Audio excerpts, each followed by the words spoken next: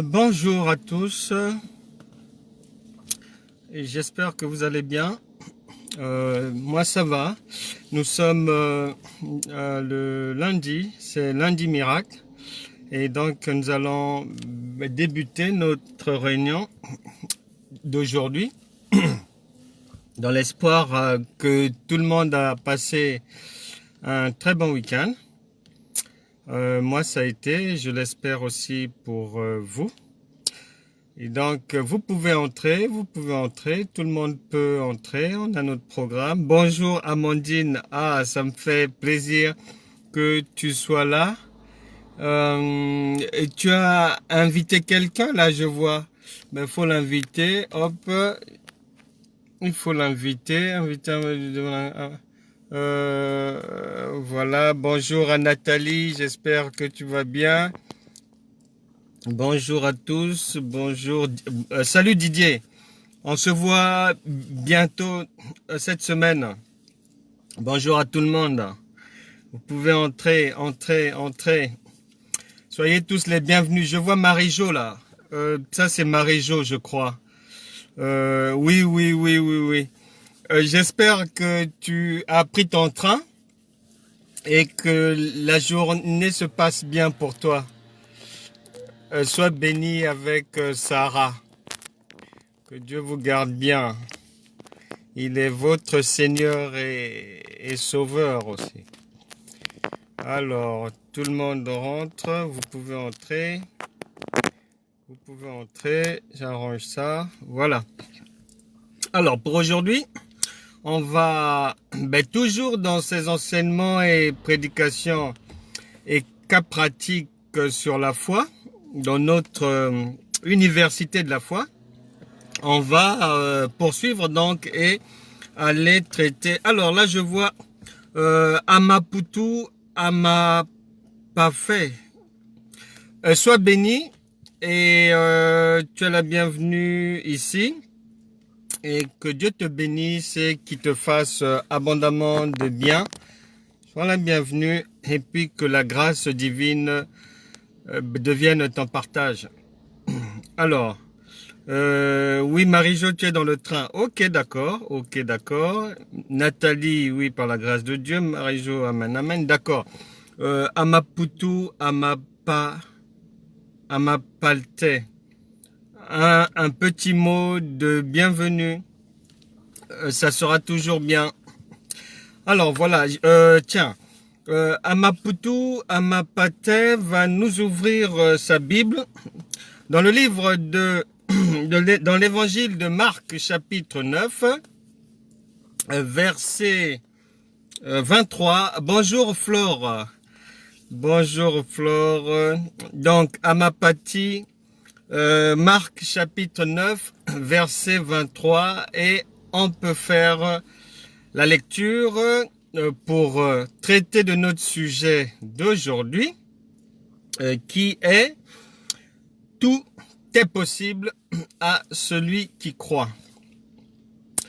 Alors, c'est Marc 9, verset 23. Jésus lui dit, Sad Cyril, bonjour. Bonjour, sois vraiment bienvenue ici. Donc, j'espère que tu as ta Bible, hein, et les Bibles sont ouvertes en Marc chapitre 9, verset 23. Jésus lui dit, si tu peux, tout est possible à celui qui croit. Très bien. Alors, les objectifs fixés aujourd'hui, toujours dans dans notre partage d'aujourd'hui, dans cette université de la foi, nous avons tous les jours on a des objectifs. Et pour aujourd'hui, mais l'objectif en fait, la foi, tout le monde en parle, oui. Mais Romains chapitre 12, entre le verset 1 à 3, et au verset 3 là-bas, il est dit, en allant vers le 3, que, en fait, que nous puissions être transformés par le renouvellement de l'esprit afin de savoir ce qui est bon, agréable et parfait aux yeux de Dieu. Donc, agréable c'est bien, bon c'est bien, Mais bonjour Joseph, j'espère que tu vas bien. Joseph Socio, sois le bienvenu et puis que le Seigneur te fasse du bien. Dieu va te bénir abondamment. Nous sommes dans Marc chapitre 9 verset 23. Si tu nous prends en cours de route, tout est possible à celui qui croit. Et j'expliquais que Dieu voudrait et il le souhaite et nous aussi, que nous puissions tendre vers la perfection. Et en Romains chapitre 12, il est fait état de ce qui est bon, ce qui est agréable et ce qui est parfait aux yeux de Dieu. Donc, la foi, tout le monde en parle, mais la foi à laquelle nous aspirons et vers laquelle nous tendons, c'est la foi parfaite. Donc, celle qui est dans le top du top de tout ce qui peut plaire à Dieu. C'est là-bas où sont focalisés nos yeux, notre regard, notre intellect est focalisé. La vision, c'est celle-là, aller toucher le périmètre de la foi parfaite afin que nous ayons de plus grands résultats dans tous les départements de notre vie. Gladys, bonjour, sois la bienvenue. J'espère parler avec toi ces jours-ci.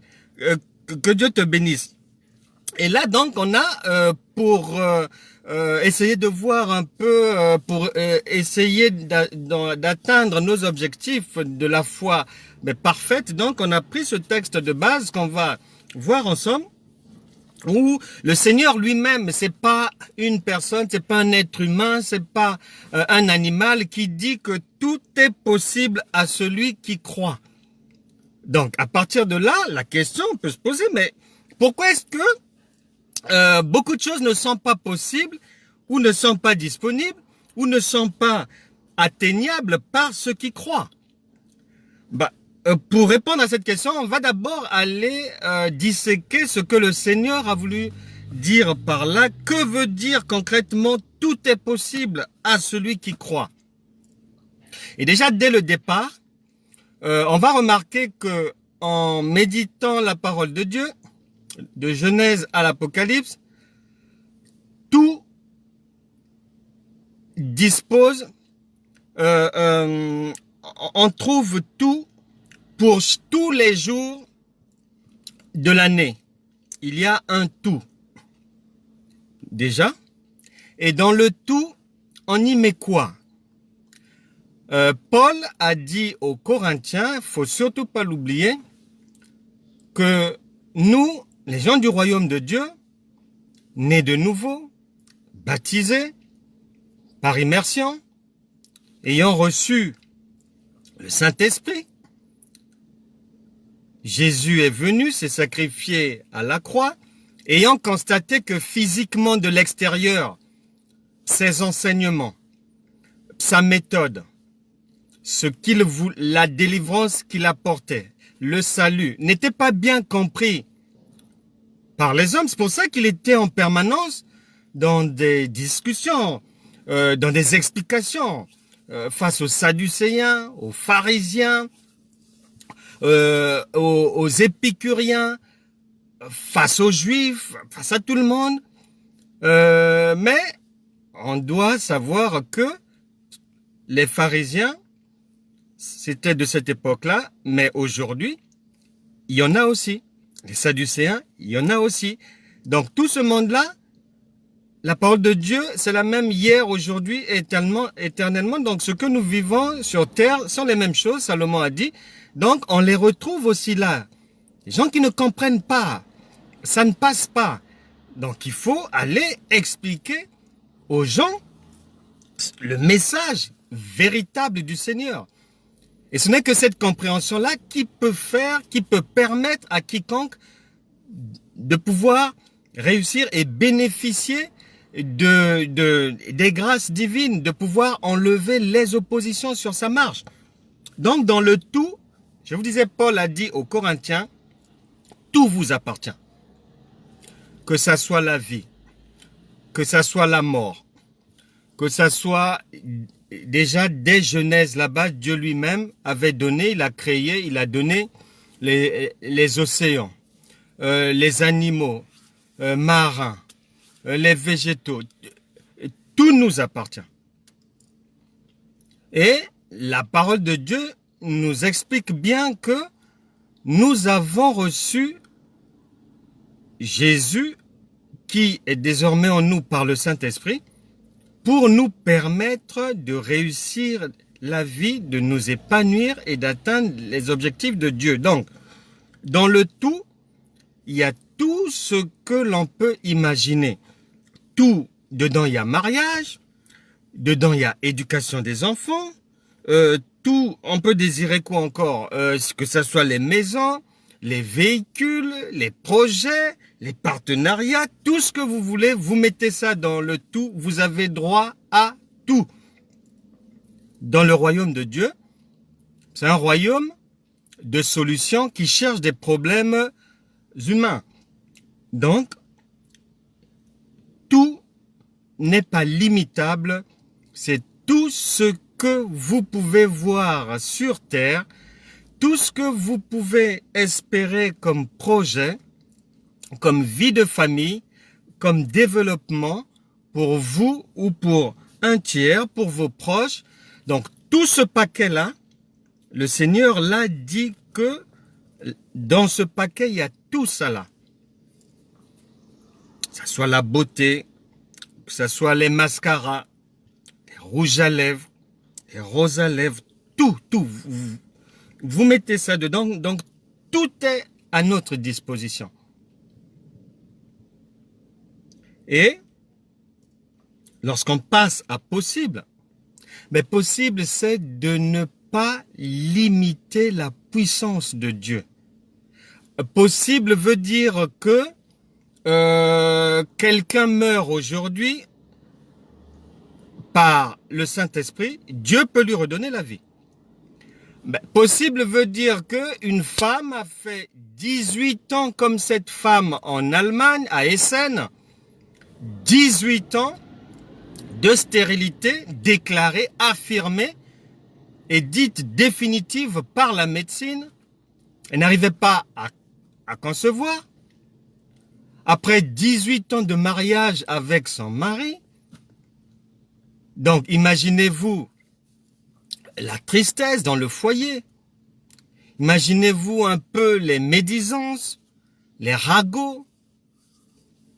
Et le couple a progressé comme ça au fur et à mesure des années, croyant que Dieu, le Dieu que nous prions et qui est en nous par le Saint-Esprit pour agir, pour nous sortir des difficultés, des tracas, des épreuves, des emprisonnements, que ce Dieu-là n'est pas limité. Ni par un décret de qui que ce soit, ni par un décret royal, terrestre, ni par un décret présidentiel, ni... Non, pas du tout limité. Ni par une maladie, il n'y a pas de borne dans la possibilité divine. Et c'est ce à quoi nous, enfants de Dieu, nous avons droit. Il y a un problème de prise de conscience.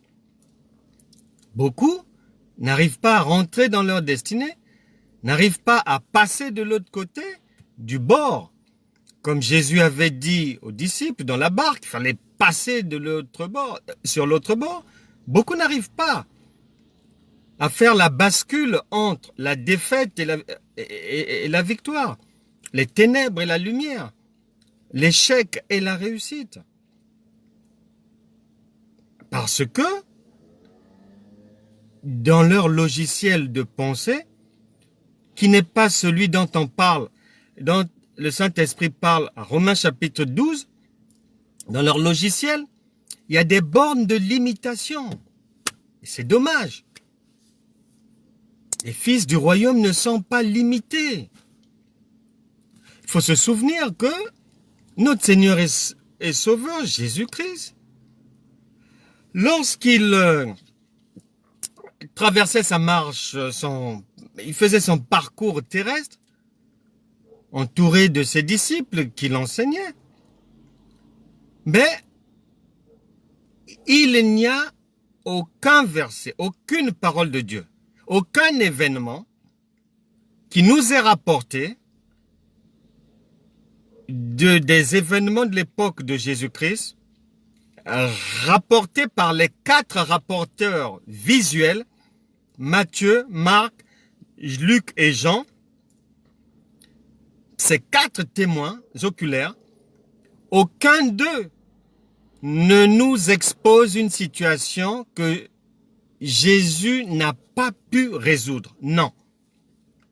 Et aucun d'eux ne nous expose une situation dans laquelle le royaume de Dieu est face à une difficulté et que le royaume de Dieu ait recours à l'administration de César ou à César ou aux méthodes de César. Non. Toute difficulté a trouvé en face d'elle une possibilité. Donc, la divinité humaine et la divinité par le Saint-Esprit en nous ne peut pas rencontrer de blocage. C'est pas possible. C'est pas possible. Il y a un problème dans la chrétienté. Jésus-Christ, lorsqu'il a été stoppé avec Pierre pour une histoire de taxes et d'impôts, il n'est pas parti vers une personne ou quoi, il n'est pas parti vers une administration de César pour demander de l'aide, non. Avec Pierre, le royaume de Dieu qui était là et qui est en vous actuellement maintenant par le Saint-Esprit, le royaume de Dieu s'est pourvu lui-même et est venu payer la taxe, payer l'impôt. La femme a la perte de sang, mais le Seigneur ne l'a pas envoyée dans un hôpital, non. Il a résolu le problème. Lorsque il a fallu délivrer des aveugles de l'aveuglement, que ce soit les aveugles, les lépreux, les démoniaques, les gens liés par Satan, comme le fou de Gadara, tout ce monde-là, le royaume de Dieu n'a pas rencontré une difficulté, il n'y a pas eu d'impossibilité. C'est en cela que nous devons croire en ce que la parole dit, que tout est possible. C'est dans cette possibilité-là que les chrétiens sont censés marcher, ne rencontrant aucun obstacle insurmontable. Que ça soit dans le domaine du mariage, que ça soit la santé, que ça soit pour le travail. Un chrétien n'est pas limité. Mais puisque lorsqu'on dit possible, s'il faut ouvrir une parenthèse, on va dire, tout est possible parce que nous avons la foi, nous avons les dons spirituels, il y a les talents individuels, il y a le Saint-Esprit, il y a la parole de Dieu, il y a les promesses divines, il y a la prière, la louange, nous avons l'adoration, nous avons en nous l'amour de Dieu, vous avez le feu de Dieu en vous, il y a l'onction divine, il y a les faveurs divines, il y a les grâces divines et il y a l'audace. Et on peut y ajouter toutes les armes de Dieu sont également en vous. C'est pour ça que la parole peut dire que tout est possible. Et pour vivre ce possible-là, il faut être transformé. Il faut passer par un renouvellement de l'intelligence d'abord, qui consiste en ceci. Si on vous appelle quelque part, le directeur d'une administration ou bien un ministre lambda ou un président de la République. Bon,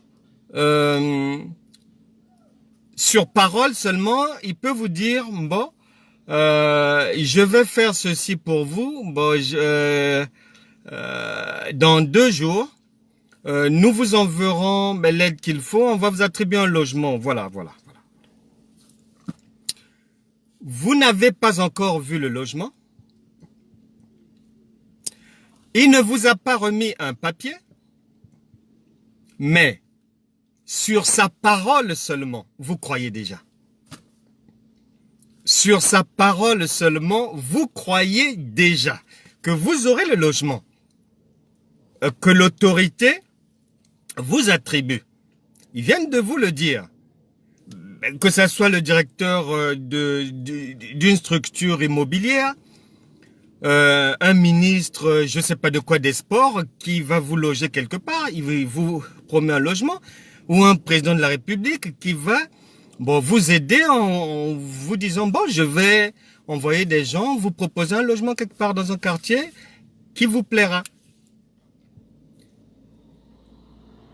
Soyez véridique et honnête avec vous-même. Et le Saint-Esprit vous écoute et vous regarde. Vous n'avez pas vu le logement. Vous n'avez eu aucun papier en main, aucun début d'exécution, mais vous croyez en cela. Oui, vous avez l'habitude de croire comme ça. Maintenant ici, la parole de Dieu, qui est Dieu, Jean chapitre 1, au commencement était la parole était avec Dieu, la parole était Dieu. Maintenant, cette parole-là qui est Dieu, donc Dieu, il vous dit que tout vous est possible, mais vous ne croyez pas. Pourquoi? Donc, être transformé par le renouvellement de l'intelligence, Romains chapitre 12, versets 1 à 3, et accéder à cette possibilité divine, pour y parvenir, il faut accepter que ce que Dieu dit est plus réel, plus vrai que ce que le directeur de l'office immobilier a dit, que ce que un ministre a dit ou que ce qu'un président de la République a dit. C'est en cela que le Saint-Esprit voudrait que vous passiez sur l'autre bord. C'est-à-dire d'accepter, de faire une inversion. Accepter que Dieu est plus vrai que ce que vos yeux voient, ou plus vrai que ce que le directeur a dit, le président a dit, un tel a dit, le préfet a dit, ceci, cela. Donc, il vous faut d'abord accepter que, au-delà de tout leur blablabla, de tout leur papier, que ce que Dieu dit est vrai et c'est une vérité établie. Elle est plus visible encore que ce qu'un être humain peut me dire. C'est à partir de là, c'est à partir de la réussite dans cette dans ce saut vers une nouvelle manière de concevoir les choses, de penser. C'est lorsque vous aurez réussi à faire cette bascule, ce saut, que vous pourrez maintenant rentrer et expérimenter ce possible de Marc chapitre 9 verset 23. Et ce possible n'est pas pour ceux qui ont une foi lambda. Ce possible de l'impossibilité possible n'est pas accessible à ceux qui ont une foi simplement agréable. Ce possible est accessible à ceux qui tendent à la perfection. Et le Seigneur a dit que nous tendons tous vers la perfection. Et la perfection, mais consiste d'abord à croire que Dieu est au-dessus de toute chose, que Dieu est devant toute chose, que Dieu peut faire toute chose, que à Dieu tout est possible, à Dieu il n'y a aucune impossibilité. Luc chapitre 1 verset 37 vient soutenir cette parole, confirmer que pour Dieu, il n'y a aucune impossibilité. Or, ce Dieu est maintenant en vous par le Saint-Esprit. Donc, normalement, toute difficulté de la vie, soit doit être déplacée, soit écrasée, c'est tout. Et peu importe le domaine concerné, peu importe le champ de travail, que ça soit dans les finances, dans le commerce, que ça soit pour un job, un recrutement, un projet, que ça soit pour une recherche de fonds, d'aide financière, puisque l'or et l'argent appartiennent à Dieu. Si l'or et l'argent appartiennent à Dieu, vous allez donc prendre Job chapitre 22, verset 25, qui vous dit que le Tout-Puissant, qui a parlé là, dans notre verset du jour, dans cette parole du jour, que ce Tout-Puissant-là est votre or, votre argent et votre richesse. Job chapitre 22, verset 25. Où vous faites confiance à Dieu et vous croyez en ce qu'il dit. Dans Malachie, il vous est d'abord précisé là-bas que l'or et l'argent appartiennent à Dieu. Job vient repréciser les choses. Et Jésus, donc le Saint-Esprit qui est maintenant en vous, vient conclure pour dire que dans possible, il y a tout, y compris les finances. Y compris les finances. Et qu'il n'y a pas une banque plus sécurisée, plus sûre que la banque de Dieu. Elle ne tombe jamais en faillite, jamais à court de devises, jamais à court d'approvisionnement en monnaie, jamais. Il suffit seulement de se caler sur la fréquence de la pensée divine, lui qui est le maître des temps et des circonstances, pour savoir quand est-ce que la provision financière dont vous avez besoin arrivera. Et ça, c'est par la méditation de la parole, par la prière, la patience, l'écoute, l'observation, l'intéressement aux activités spirituelles autour du Christ. C'est en cela que vous verrez, en croyant, vous verrez vos finances bouger, en allant vers l'avant. Dieu va vous secourir. Puisque vous avez le Saint-Esprit, peut-être que vous ignorez qui est ce Saint-Esprit. Mais je vais vous rafraîchir la mémoire, c'est simple. Ce Saint-Esprit qui est en vous, il est là pour... Il a un autre nom. La devanture est appelée Saint-Esprit. Mais derrière, dans le magasin, qui est en vous?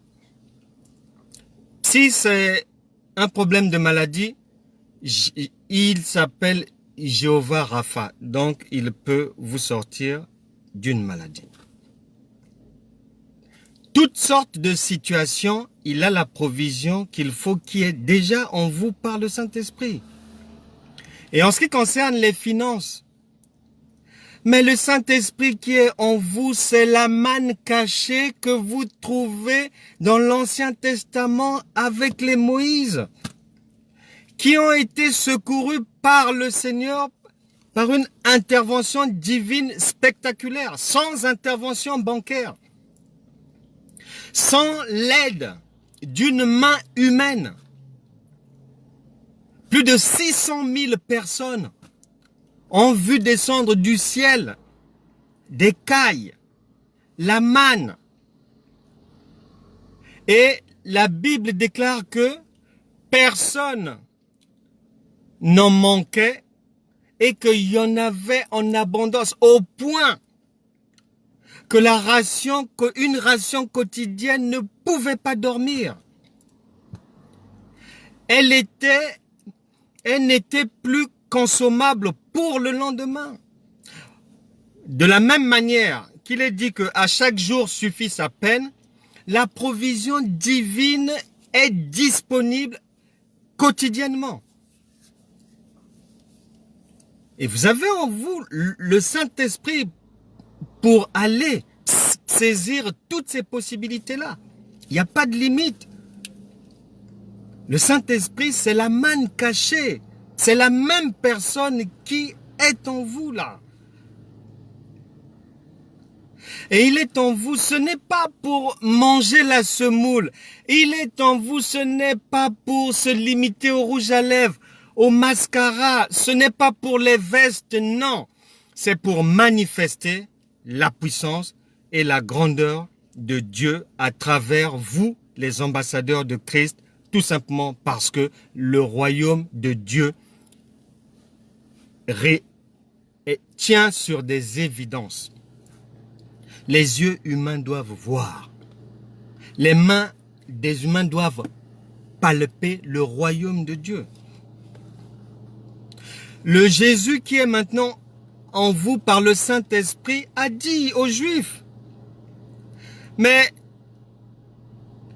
si c'est par le doigt de Dieu, parce que certains d'entre vous chassent les démons, si c'est par le doigt de Dieu que vous le faites, mais ne cherchez plus, c'est que le royaume de Dieu est là. Et vous n'avez plus de limitation, vous êtes maintenant dans la divinité. Il y a la divinité en vous, pour aller loin, pour faire des choses incroyables. L'élève dépasse toujours le maître. Donc là où vos parents, vos frères, vos sœurs, vos collègues se sont arrêtés, vous chargez du Saint-Esprit qui est en vous, vous devez aller plus loin. Faire de plus grandes œuvres afin que vos contemporains puissent reconnaître en vous la grandeur de Dieu. La semoule ne vous mènera pas au paradis. Les halocos à checker, je sais pas quoi. Non. D'ailleurs, la parole de Dieu dit que le royaume de Dieu, c'est pas le manger et le boire. Voilà. Donc là, déjà, on est tous d'accord. C'est pas le manger et le boire. Voilà. Donc, on doit avoir à l'esprit, on doit enregistrer, graver dans notre mémoire spirituelle que nous n'avons aucune impossibilité devant nous. Aucune impossibilité. Et nous avons les armes qu'il faut en nous. Vous avez les armes qu'il faut pour bouger, pour aller de l'avant. Pour sortir du chômage. Vous n'avez rien à faire dans le chômage. Déjà, c'est pas biblique, voilà. Je ne sais pas, je cherche, je vais encore chercher. Peut-être que j'ai sauté un verset, mais je vais chercher le chômage là-dedans, je vais chercher. Pour l'instant, je n'ai pas encore trouvé. Donc, il y a beaucoup de situations qui se pointent devant votre porte, situations volontaires ou involontaires, mais qui n'ont pas lieu d'être, voilà, simplement. Qui n'ont pas lieu d'être. Et si jamais ces situations se présentent à vous, Vous avez les ressources nécessaires. Mais ce matin, je disais à une dame qu'elle a les armes qu'il faut pour atteindre ses objectifs de la vie. Si c'est pour bien tenir son ménage, mais là, elle a les armes qu'il faut pour bien tenir son mari et devenir une très bonne épouse. Et c'est en cela que nous devons comprendre une bonne fois pour toutes et saisir le message divin qu'il n'y a aucune impossibilité devant nous normalement. Et souvent d'ailleurs, là je sens le Saint-Esprit veut que je dise ceci, que souvent vous vous retrouvez devant une difficulté mais qui perdure, mais c'est parce que vous demandez une aide à Dieu ou aux anges alors que le potentiel est déjà en vous. Vous avez les armes pour renverser cette forteresse déjà. Vous avez ce qu'il faut pour sortir de cette maladie par la foi, pour arracher ce job. Vous avez tout ce qu'il faut. Donc des fois, ce n'est pas Satan, ce ne sont pas les démons, mais le problème persiste parce que vous n'avez pas conscience que la solution est déjà en vous. Le possible est déjà en vous. Et que le problème, en fait, n'attend que votre possible pour dégager. Réfléchissez-y. Et pour avancer, tout est possible à celui qui croit. Alors la question pour nous, c'est de savoir celui qui croit, c'est qui? Et que veut dire croire? Croire en quoi? Parce que tout le monde croit en quelque chose. Même dans la rue, lorsqu'on évangélise, bon, on peut rencontrer des gens, non, moi je ne crois en rien. Oui, mais vous croyez déjà en quelque chose, en rien. Bah, c'est déjà une croyance. Le refus de croire en Dieu, c'est déjà une croyance. Donc, croire en... qui est celui qui croit? Et croire en quoi? Croire en la puissance de Dieu qui est en vous par le Saint-Esprit, qui est une énergie chargée de vous propulser, de propulser votre vie vers l'avant. Ça, c'est la première chose. Croire que vous avez les ressources nécessaires en vous, les ressources divines. Vous êtes des dieux. Vous avez les armes de Dieu en vous. Le sorcier, si le sorcier, lui, quand la nuit arrive à faire dodo, mais comment expliques-tu que toi, qui es fille du Dieu très haut, revêtu de toute la puissance du ciel,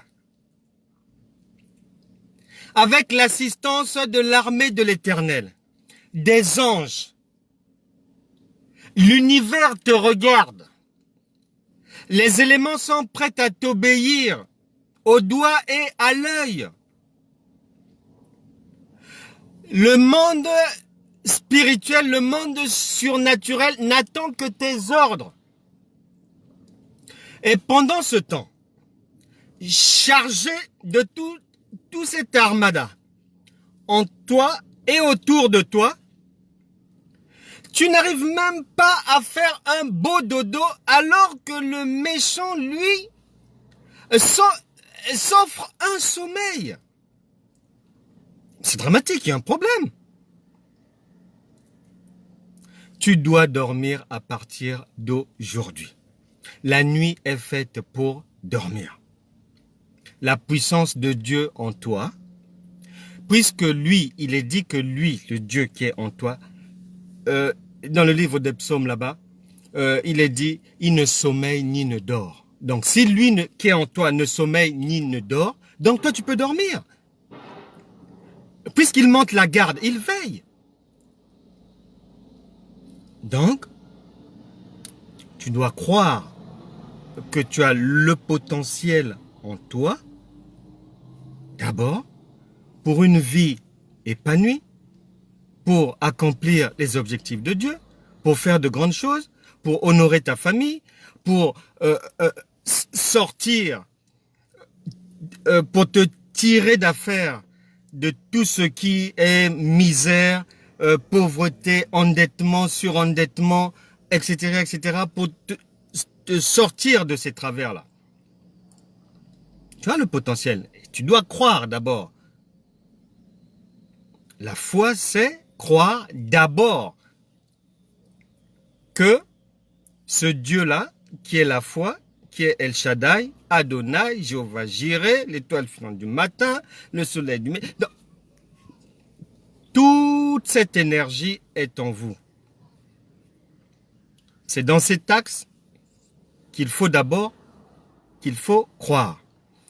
Le second axe, c'est de croire que celui qui est en moi est aussi quelque part, puisque, n'oubliez pas, il est omnipotent, omniprésent, omniscient. Donc, il est dedans, en vous, et il est dehors. Vous êtes sécurisé. Il est dedans et dehors.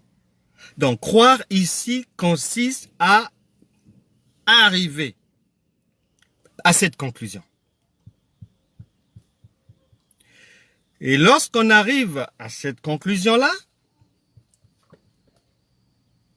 on devient comme Enoch, l'un des premiers prophètes et hommes vraiment agréables à Dieu. Dans Genèse chapitre 5, à partir du verset 24 par là, vous aurez l'histoire d'Enoch qui est relatée. Et c'est l'un des hommes qui n'a pas eu de cimetière terrestre. C'est Dieu lui-même qui s'est chargé de la récupération de son serviteur pour l'emmener dans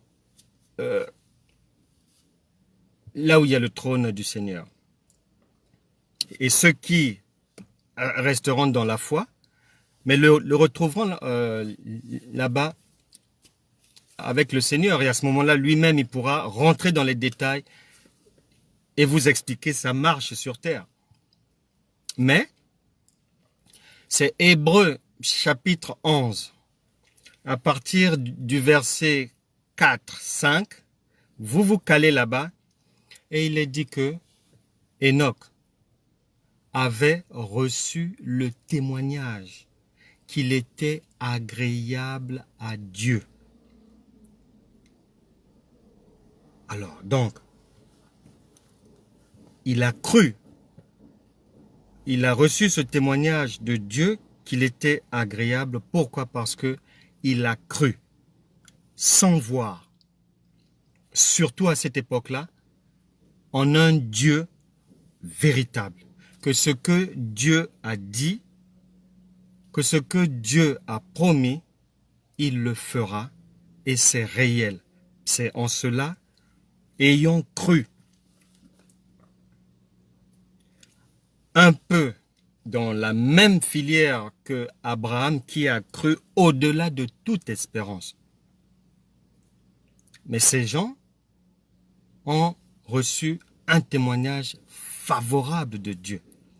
Et le vœu de mon cœur est que, en ce qui te concerne, que tu puisses aujourd'hui même, par quelque chose que le Seigneur va faire pour toi, recevoir la conviction, la confirmation que toi aussi, tu es agréable à Dieu. Et si cela s'avère ainsi, ben cela veut dire que ta croyance est une croyance parfaite.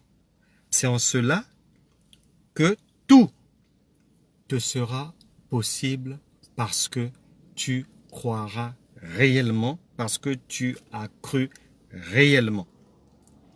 Pour finir, il s'appelle Emmanuel Boabé.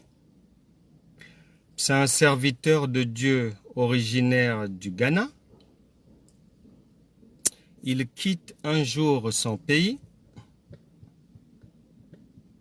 dans la misère, dans des difficultés que l'on ne peut pas expliquer, la soif, la faim, le danger. Boabé voulait rejoindre l'Occident il y a quelques années de cela. Il quitte son pays, aucune ressource, pas d'argent, et donc il va rejoindre l'Occident. Il avait fait des plans pour y arriver, mais les circonstances qu'il va rencontrer sur sa route vont l'obliger à devoir traverser tout le désert nord-africain et dans les dangers face aux brigands. La canicule,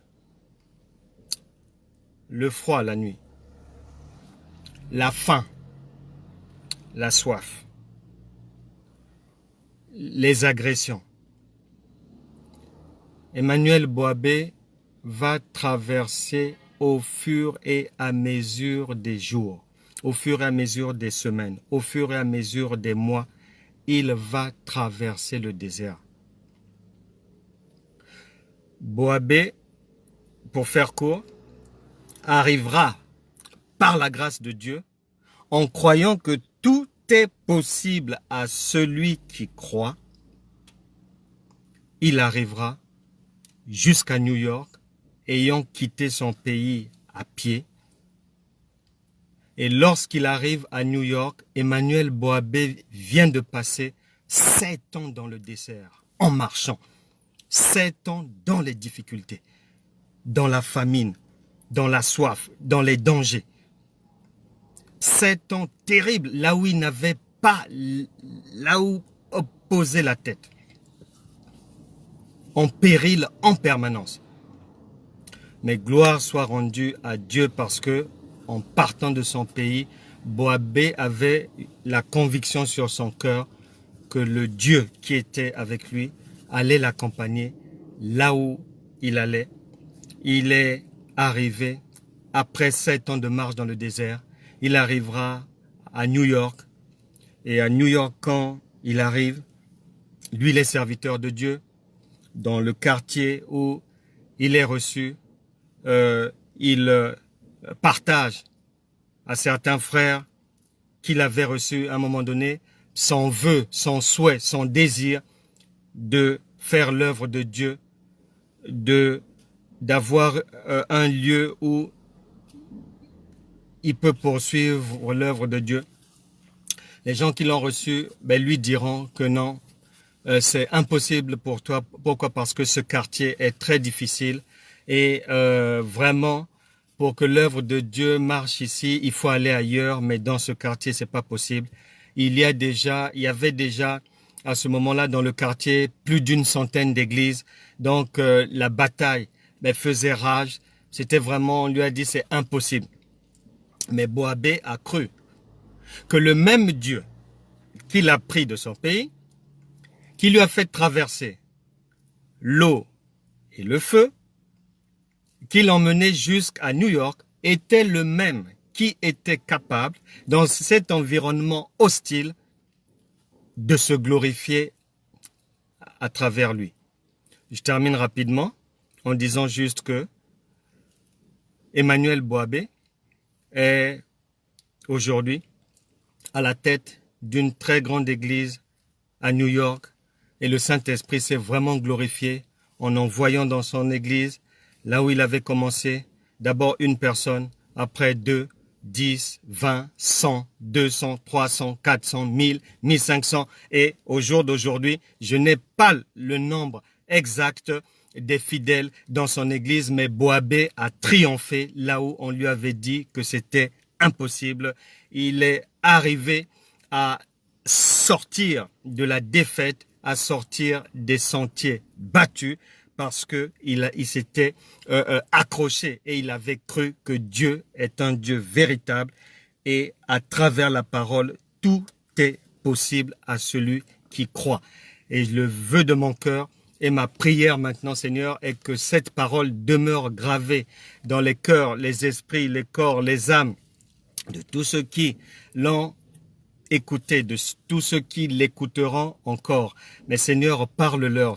Seigneur, convainc-les de non seulement de la justice du péché et du jugement, mais de la réalité de ta divinité en eux, pour que plus rien dans les vies de chacun ne soit comme avant. Que Dieu vous bénisse, recevez les grâces divines, recevez la délivrance, la guérison, rien qu'à partir de la bonne parole, la bonne nouvelle lorsqu'elle est relâchée, lorsqu'elle est prêchée.